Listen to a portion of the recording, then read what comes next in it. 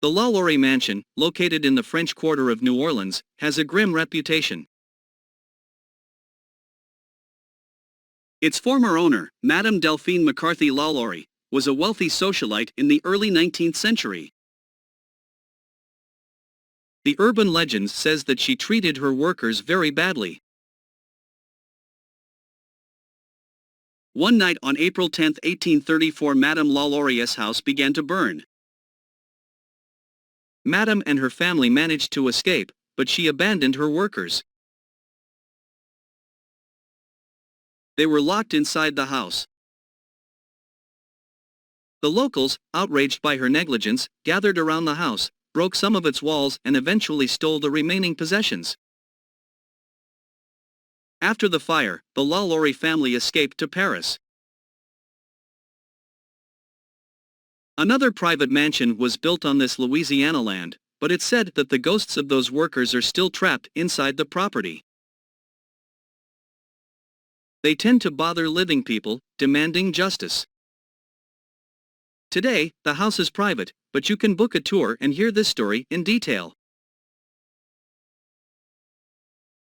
By the way, the mansion and its notorious owner played a big part in the American Horror Story franchise, although they did. In that particular house, American actress and director Kathy Bates played Madame Laurie and showcased the quirky character of this famous woman, so you can check it out if you're not afraid. Our next creepy destination was also shown in a movie franchise, the Amityville Horror. The media says this Dutch colonial-style home is located in the village of Amityville in New York. George and Kathy Lutz bought this property in 1975 for $80,000. The low price was due to the tragedy that happened in the house 1 year before. One night, a young man named Ronnie DeFeo, who lived in the house, took the lives of all his family members. The Lutz family began to notice strange activities in the house, such as phantom odors, unreasonably low temperatures, and loud sounds of unknown origin. According to the Lutz family, one day they called a preacher to clear the grim vibes, but he felt very bad during the ritual and his hands started bleeding. The Lutzes fled the house in a rush.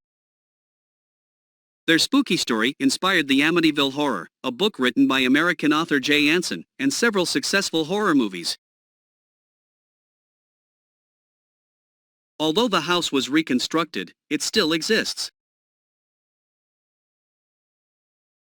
However, its address has been changed to confuse the trail and prevent crowds of tourists from gathering around it. Do you recognize this seemingly cute house in Harrisville, Rhode Island? It's known as one of the most haunted houses in America. The property earned its notorious reputation after multiple people lost their lives in this house over the years. In 1970, the Perones family began to live here, and according to the legend, an invisible being lived along with them. At first the entity was playful, but then it started getting more sinister. The family members experienced physical attacks and unexplainable illnesses. They invited the famous mystery hunters Ed and Lorraine Warren to research this case, which later inspired a book and the movie The Conjuring, released in 2013. In 2019, the property was purchased by the Heisenes family, who also investigated mysteries. They reported some weird stuff going on in the house too, and eventually developed a successful business on haunted tourism. They sold the property for nearly $1.5 million in 2022. Let's move on to Tennessee. The urban legend tells a creepy story that started in 1804. John Bell and his family moved to this peaceful-looking farm in North Carolina. At first everything went well, but 13 years later the family began to experience bone-chilling events. At first they started seeing weird animal-like shadows around the farm. Some of these mysterious guests began to whisper and eventually talk out loud. Some mysterious entity began to wake up the family at night with loud noises and attacks. They particularly bothered their young daughter, Betsy Bell. Invisible hands grabbed Betsy by the hair and hid her body. When she grew up and was about to get married, the entity did everything to break the engagement, saying that Betsy wouldn't be happy with her groom. Rumors about these scary events spread throughout the village and the locals began to visit the farm, hoping to see it for themselves. Many years have passed. They called the entity Bell Witch. Many years have passed, but the locals still believe that the phantom of the evil witch lives in these places and hides in a cave near the farm. Ohio is one of the most notoriously haunted states in the USA. One of its legendary spots is the Mansfield Reformatory, a former prison that supposedly hosts the country's most creepy entities. The prison is nearly 130 years old. It was closed in 1990 and soon gained fame, especially after becoming the filming location for The Shawshank Redemption.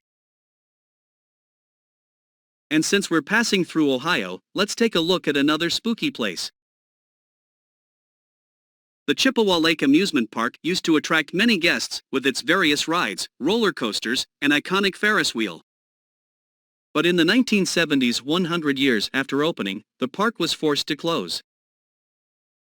It happened due to poor maintenance and low attendance. The park has gone through multiple fires, so today it looks like a bunch of creepy ruins overgrown with shrubs and rust. Mark Twain had been living in this charismatic house in Hartford, Connecticut for about 17 years. In this period, he wrote both The Adventures of Tom Sawyer and The Adventures of Huckleberry Finn. Today, this property serves as a museum that showcases the authoress' life, but it's also known for some mysterious phenomena. Multiple visitors reported hearing odd noises and seeing a phantom of a woman in white. The most haunted part of the house is the billiard room.